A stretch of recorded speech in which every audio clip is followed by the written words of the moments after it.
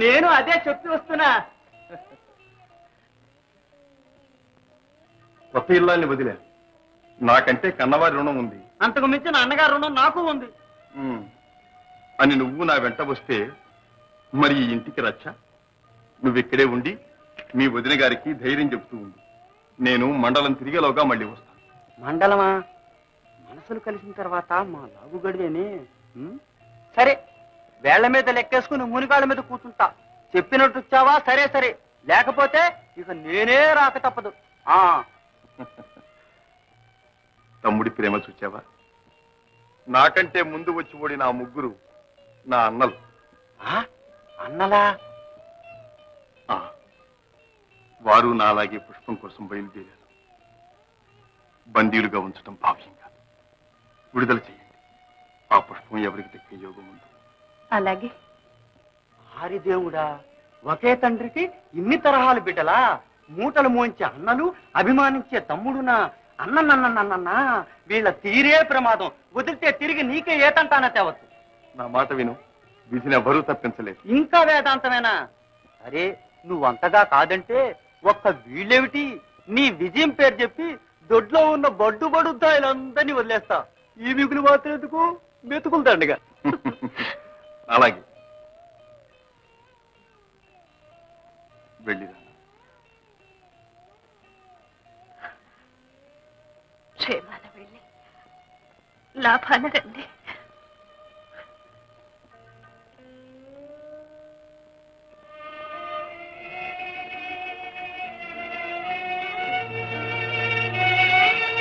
మేలు అన్నా, మండలం లేకపోతే నాకు కమండలో తప్పదు. అయ్యా, ఆడదాంతో ఆటకొచ్చినందుకు బుద్ధి వచ్చింది. చచ్చిన దాకా మీ పేరే చెప్పుకుంటాను. మేలు నా పేరు కాదు, మా అన్న విజయుడు. ఈ జన్మలో ఇటువంటి పని ఇక చెయ్యనే చెయ్యు. సరే పో. ఊరికే వదిలారు ఉత్తినే పోతావా? పోయింది పో మా పరివు. ఇప్పుడు ఉండేసింది కనుకనా పరువట పరువు. మంచివాడు గనక ఆనాడు మీరు మూటలు మోయించిన అన్నలని అభిమానించి చెర వదిలించాడు. ఆగాగు, ఆనాడు మూటలు మోసింది మా తమ్ముడేనా? మరి వరుస కలుపుతున్నావు నువ్వు? మీ తమ్ముడిని పదండ నైలు చెయ్యవలసిన సత్కారాలు అబ్బో చాలా ఉన్నాయి.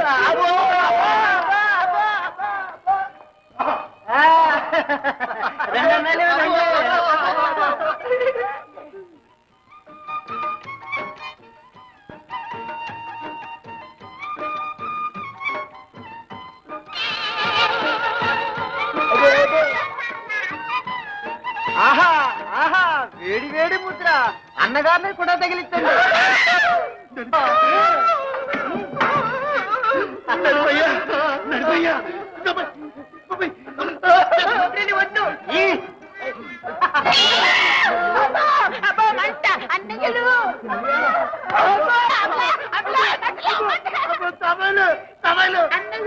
ఇది మనకు తలవప్పు. అలంకారాలకు అలవాటు పడ్డ వీపే. గతాన్ని గుర్తుకు తెస్తూ ప్రస్తుతానికి బుద్ధినిస్తూ భవిష్యత్తులో తిరిగి ఏ తప్పు తావులో పడనివ్వకుండా మా అన్నగారులకు ఈ తమ్ముడు ప్రీతితో బహుకరించిన శాశ్వతాలంకారం. ఇది బావగారులన్న బంధు ప్రేమతో మా వదిన గారంపిన భరణాలు భత్యాలు. అన్నయ్యలు మళ్ళీ ఇటువంటి బడుద్దాయి పనులకు దిక్కుండా బయలుదేరిన చోటుకే భద్రంగా పోండి.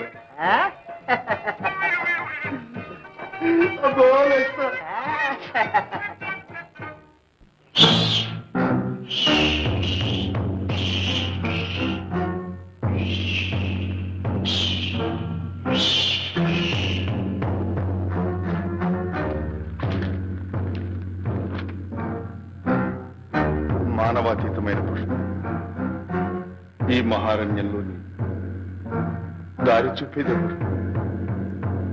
నాకు దిక్కెవరు?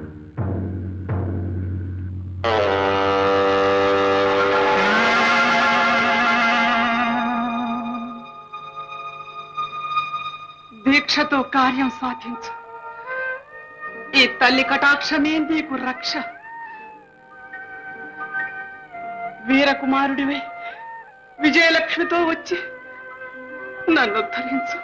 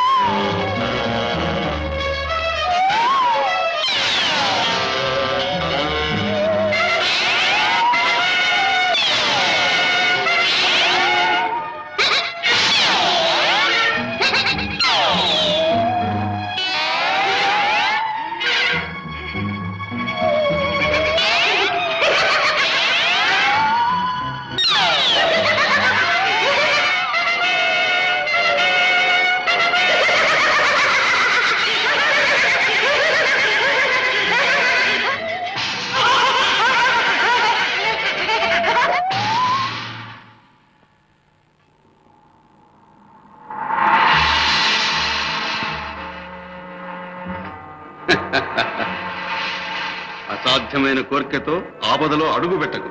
వెళ్ళు. మానవుడికి అసాధ్యమే లేదు. అయితే నీకు రక్ష నా కార్యదీక్ష. దీక్షతో నీ కోరిక ఫలించుకోగలవా? దేవి దయ నా అదృష్టం. ఏ ఆపదకైనా జంకవుగా ఆశయ సిద్ధి నా లక్ష్యం. అదృష్టహీనుడు కాదు, అదృష్టవంతుడు. కనుకనే నన్ను ఉద్ధరించే మూర్తి పిలవకుండా నా ఎదుట సాక్షాత్కరించింది. పిలవకుండా సాక్షాత్కరించిన మూర్తికి నీకు అత్యంత ప్రీతిపాత్రమైన దాన్ని సమర్పించి సుప్రసన్నం చేసుకో. ప్రీతిపాత్రమా? మానవునికి అత్యంత ప్రీతిపాత్రమైనది ఇది ప్రాణం, ఆత్మత్యాగం.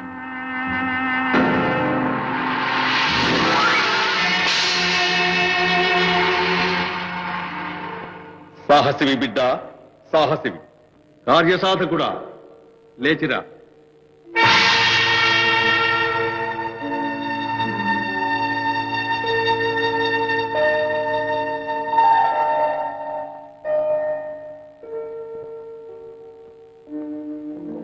పరీక్షకు నిలిచావు.